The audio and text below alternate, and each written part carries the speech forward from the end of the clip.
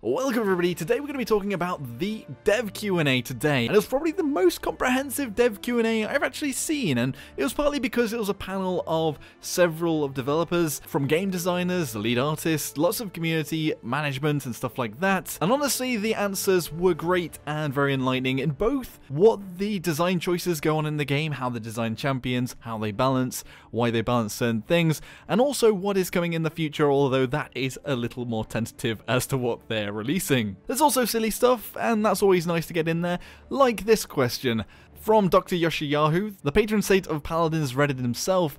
How old is Maeve? Is this question, and hi-rez Holt says, as an orphan growing up on the streets, I don't know if she really knows. Sadly, she probably doesn't even know what day she would celebrate on it if she did. Maybe for several reasons they can't answer that directly, but jokes out of the way, all of the other answers are pretty awesome. I've actually made a document of all the answers I found interesting and sort of grouped them up into different categories, so if you don't want to listen to me ramble on and give a little bit of analysis and go through them all, then you can always click on that link or read it as we go through. So first of all, I'm going to be tackling all of the lore questions and also referencing who's asked them. So with the lore, the first question was from Matthewsu2, and they're basically asking, are the old lore for champions still canon?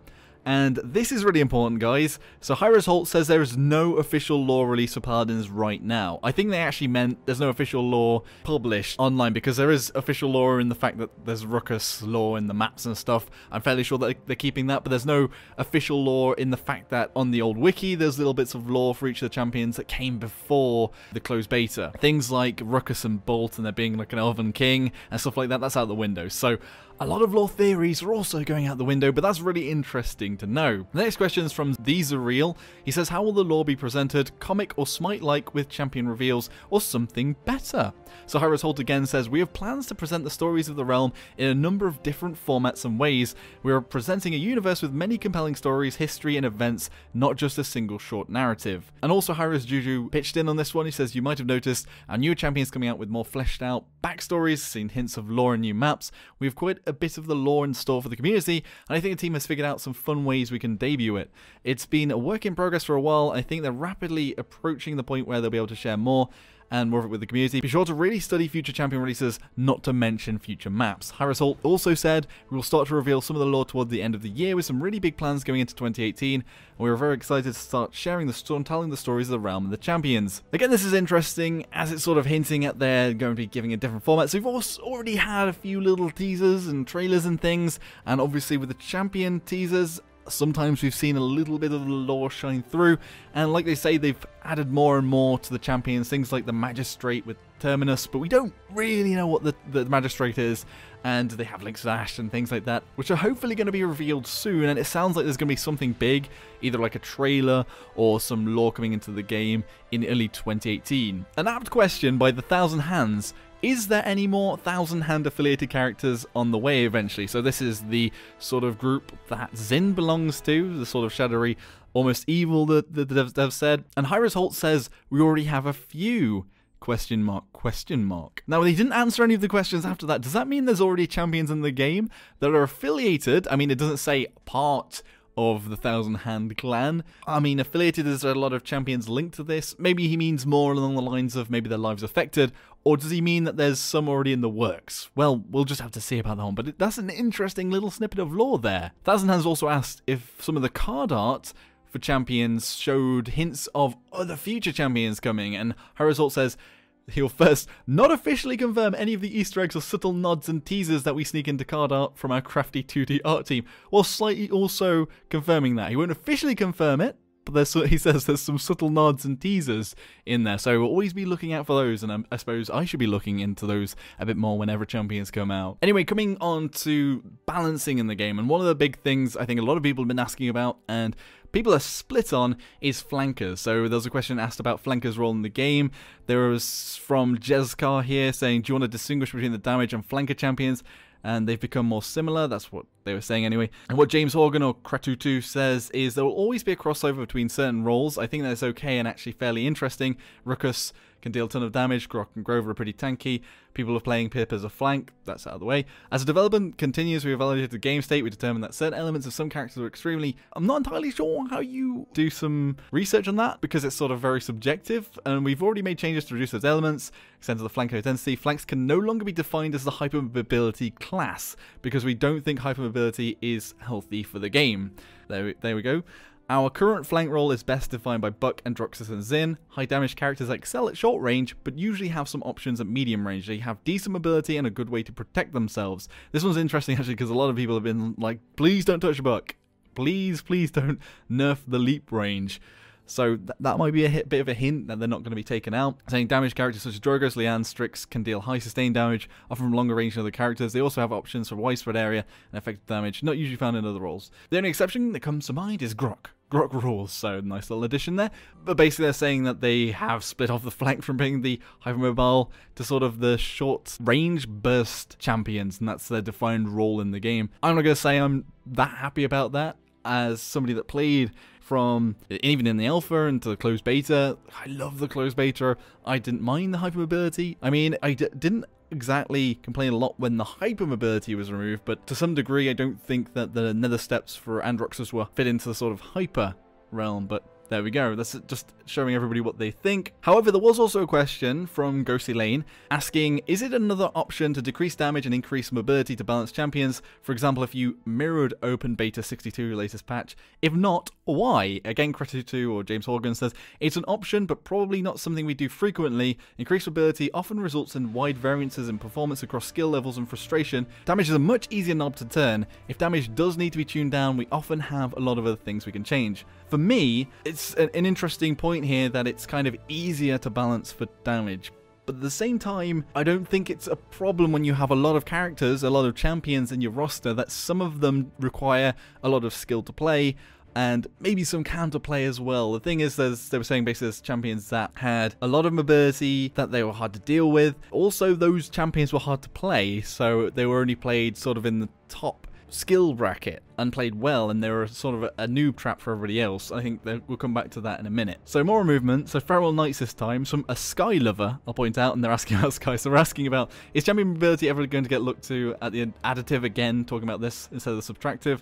So they were doing hashtag parkour for Sky, and again James Horgan says ever yes, so mobility can come back, but parkour for Sky, no. Her stealth essentially follows free travel to anywhere, and we've proven that flanks are capable of performing without any vertical mobility, okay? That and the specific sort of movement would likely require full pass on every surface of every map, which drastically increases the amount of resources required to implement. So to everybody wanting a wall-walking champion, and to people speculating that a wall-walking champion was coming soon, it's probably not likely. So coming on to the more of the general balance, artist formerly Prince said, in balancing a champion, the community is usually allowed. How do you guys work between knowing the inner workings of the game, community suggestions, and especially since there's a lot of voices? James Horgan again says, well, we'll try to evaluate the community perception across different levels of player engagement, for example Buff Grok, then we compare the perception to the statistical reality. It gives the example that Grok has been performing very strongly patch over patch since Open Beta 55. We also try to evaluate if this perception is likely to change over time, or a long-lasting perception that requires action. We try to evaluate what kind of players are talking about the perception, and especially in the case of nerfs, we try to determine the root cause of an issue. In the case of Androxus after the patch, I saw a lot of, why didn't they nerf Darkstalker, the damage card? He does so much damage. Our other changes to the Nether Step were not in place of Darkstalker nerfs, nor were they intended to address that perception at all. We determined that we needed to reduce the magnitude of vertical mobility, and Androxus was part of that set of changes. Cryface. That said, he didn't put a cryface, that's me adding that in there. That said, we are evaluating the performance of Darkstalker for Open Beta 63. James Horgan also said, balance meetings take a really long time, just to give everyone a little bit of an insight there. There's more as well from Tetsuo. He asks a similar thing. What do you consider when buffing a champion? Do you consider what casual community thinks, or do you consider what the pros think? Adding more to that. So again, James Horgan says, when we're looking at balance, we consider a lot of different things and they give a list in no particular order. So 1, general community feedback, 2, engaged high-level community feedback, 3, pro feedback, 4, statistics across ranked and casual or all levels of play, and 5, statistics from our pro scene, 6, champion trajectory, whether they are moving up or down in I guess, their skill. I don't know what he means by that exactly. And 7, statistical meta changes from patch to patch. A great example of this was watching Inara players move from Mother's Grace to Treasure's Ground patch over patch. And again, that's what can sometimes happen. Sometimes when a champion's nerfed, it buffs other champions indirectly because they get better. And that's just an interesting list of what they take into consideration. Jessica asks, do you think it's a good idea to have legendaries that have X ability to do Y amount of extra damage? And it seems a bit unoriginal, they say, compared to other legendary cards, and especially if a champion has more than one. So again, James Horgan coming here, talking about how they got rid of exaction because it was picked 95% of the time. Not sure if that's a great example because it was more to do with the dodge rolling than the exaction card. Now it's kind of useless. And he's talking about that they are fairly easy to balance. Again, coming in with the easy argument, and that's pretty much it. Just talking about the fact that a lot of the champions still don't have lots of damage. Another interesting one on general balance is from Mangosteen. They're basically asking about decimal points and cards, because at the moment you have a pretty much uniform set of values. So you'd have like 1, 2, 3, or 4, 2, 4, 6, 8 on the cards and seconds of reduction of cooldown and things like that. So he's asking, could it ever be 0.7, 1.4, 2.1, 2.8, for example? And they're talking about Cassie's Incitement card, and sort of giving an example of MOBAs and Dota and Battle Right and things like that. And what they said is the system is capable of doing these non-uniform values, but they really want to keep the complexity out and have flexibility for balance, which is interesting. I mean, Paladins definitely walks a fine line between the complexity of a MOBA, like the item shoppers and stuff. It's like a simplified version of that, and a first-person shooter, which I think is interesting. I think that sort of Twilight Zone it's in is good, but I don't know whether it really matters so much that they'd have these decimal points. People will understand that there'll still be an increase. For example, like the 7% on Haven is kind of non-uniform a little bit. Crazy Steve 240 says, why don't you balance PC and console separately? Kind of a meme at this point. A lot of people are asking for it. So he gives 2 reasons from James Horgan. We need to create a separate database for console, which would then need to be maintained entirely separately. So basically, that he's not saying it, but lots of costs, a lot more work. And then 2, statistically, console balance does not differ much from PC balance, and those differences can often be solved by per character aim assist tweaks. That's actually really interesting, because actually you can kind of buff champions by giving them a little bit of aim hack, or reducing the aim hack, which is, I think, is always interesting when you talk about the console. But I wonder how much they figured out the sort of projectiles versus hit scan, because there were problems before about the projectiles and the aim assist, so I wonder if they fixed that. Rapcaris2 says, so who are the worst performing characters and why aren't they getting buffs? Again, James Horgan comes in. Generally, snipers perform below all of the characters in terms of win rate over large games. 2 primary reasons: snipers don't directly contribute to objective time, and objective time has a strong correlation with match victory. And 2, snipers have a massive capacity for frustration when they are winning much more than they are losing. The game state is generally far worse off for it. I think I'm going to talk about that soon. Snipers are definitely an interesting beast in this game. You either have a master sniper and they're great, or you have somebody that isn't that great on a sniper. And even like a mediocre player on a sniper is probably not going to do very well, and mainly because they are a sniper. Another big area that a lot of questions were asked for that I thought was interesting was making a new champion. So here we go. Squeaky101 asks, when designing the abilities of new champions, how many different iterations of the kit do you have before you finalize it? Could you give examples, etc.? James Horgan, and again, it's not really a number of different iterations, as it is a continuous path of changes. An example of something that got cut was semi-automatic fire, which was all originally intended for Leanne's weapon. So the semi-automatic meme, guys, it was started by Leanne. What he says is, we decided it wasn't the right time yet and wanted to move forward with our standard weapon behavior. Basically, he says that he was aiming for sort of a M1 Grand in Medal of Honor, which actually is a pretty cool weapon mechanic, but we didn't actually get that. Squeaky goes on to ask, in a second question, what's the first aspect of a new champion? James Horgan says, from a game design side, we tried to start with the core idea from a character who want a hook character. For Strix, it is the weapon swap between sniper and pistol, and then the art team figures out the visual direction to take the character Ancient Turtle or Woodsman Sniper. That's what we ended up going with Makara and Strix, but it certainly could have been somewhere else. Then also, he asks again, what's the process of deciding what champions to make next? So again, coming in, James Horgan, a big part of that is hitting concepts we know we want. For Genesis, we know we wanted a support that had traditional gunplay and accessible healing. For Talos, we wanted a submachine gun flank. I know Thomas, the lead art designer, has a list of champions visuals he wants to do. There are a bunch of champions that didn't make it or were pushed back. Usually if a champion design comes to one of us, we'll write it down for later use. Have an archive as designer is incredibly helpful. One of the original ideas for Inara was to have a movement ability where she summons a pillar beneath her, then jumps off it. It was kind of awkward, but I still think it would be really cool. Her wall still has remnants of this behavior with the cord where you sort of knock yourself up. So another user, aptly named I Love Tails, says, is there a chance of getting another tail character? Basically going on some spiel about Drogo's race, and he's got by far the best tail. And then some angriness about humans. So Juju came in here and says there's definitely a good chance future champions will have some tails, whilst probably not what you're hoping for. 2017 definitely holds at least one more unorthodox champion, so probably not going to be a beast or an animalistic champion this time round until 2018, but there's at least one unorthodox champion coming. Whether it's this one coming this month or whether it's going to be the one next month, we'll just have to see. Another interesting insight to design is making a map. So Novigradian says, what is the typical process for coming up with a theme for a new map? How long does it take? Things like that. hi-rez comes in, we develop art themes that are tied to regions and areas of the realm we think would be cool to explore and have good visual separations and identities, and it's exploring new layouts and test levels. When we have a map that we want to move into production, we take a long look at it with possible theming, design and art goals. Then the map goes on to concept, where we first identify the major elements in an amusement park map-like loose overview concept to get everybody on the same page. We then update the block out of the map and begin working on concepts according to the vision of the map. Once concept is complete, we will begin making the 3D assets and working on the art in the level. We continue to develop and test map through production as VFX, lighting, props, etc. are all added. We then do a cleanup pass to make sure it is all within our performance goals before release. He then goes on to say the whole process takes multiple months depending on the size of the map, the theming, and whether or not we're using the map to introduce a whole new location and art theme to the game.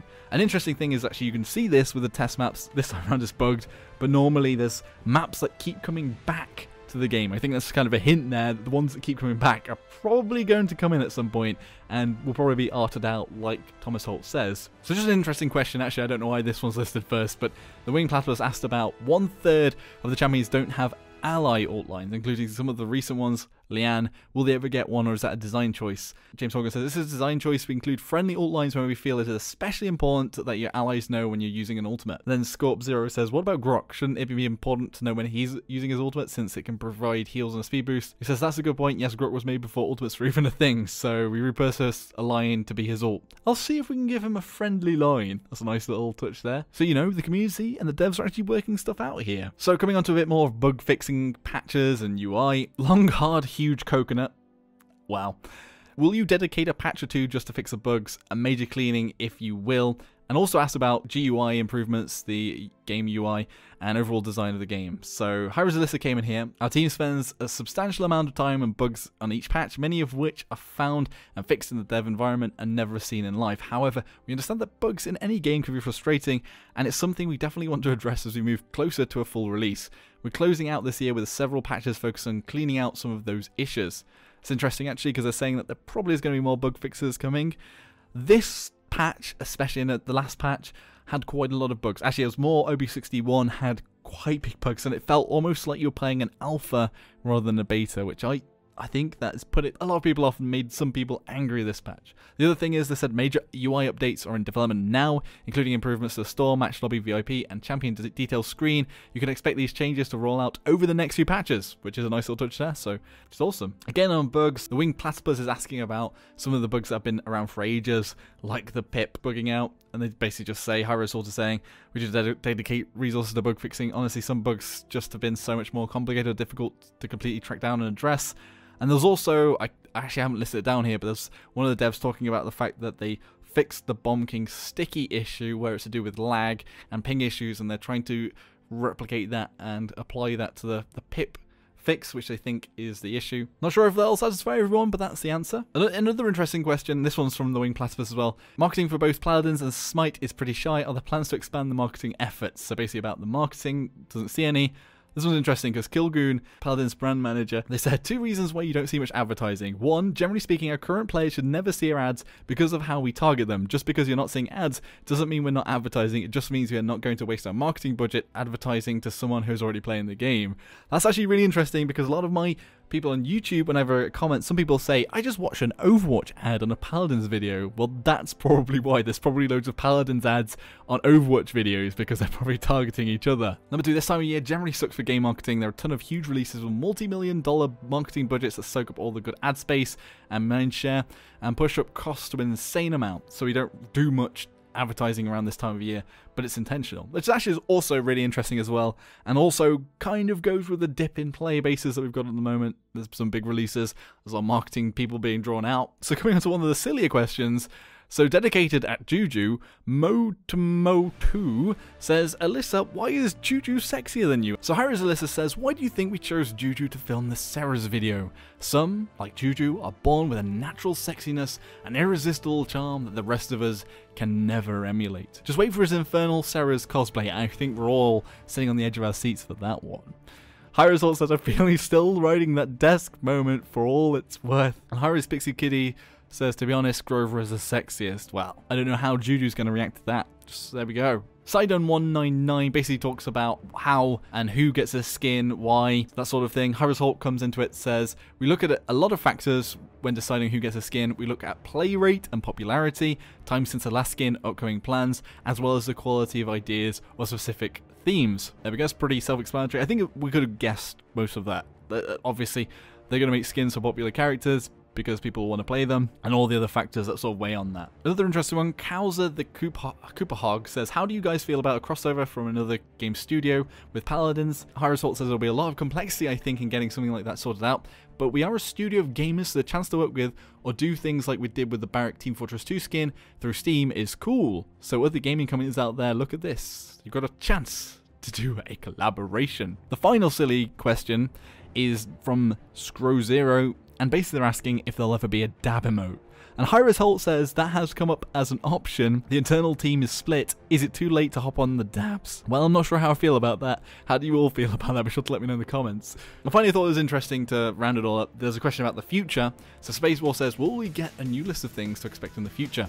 And Juju came in with, Junior to HRX will be talking a lot about our roadmap for the future. So I'm guessing the next lashing of big things coming, and maybe about the actual release of the game will probably be announced in early January when HRX is going on, which I'm probably going to be there for, just a heads up. Anyway, what were all of your thoughts about all the things revealed here, about balancing, about how they make champions, about silly things as well, like Maeve's Age? Be sure to let me know in the comments section below. I think actually this was a really positive thing they did. It was only an hour they did this sort of questions for, but this is probably the best Q&A I've seen.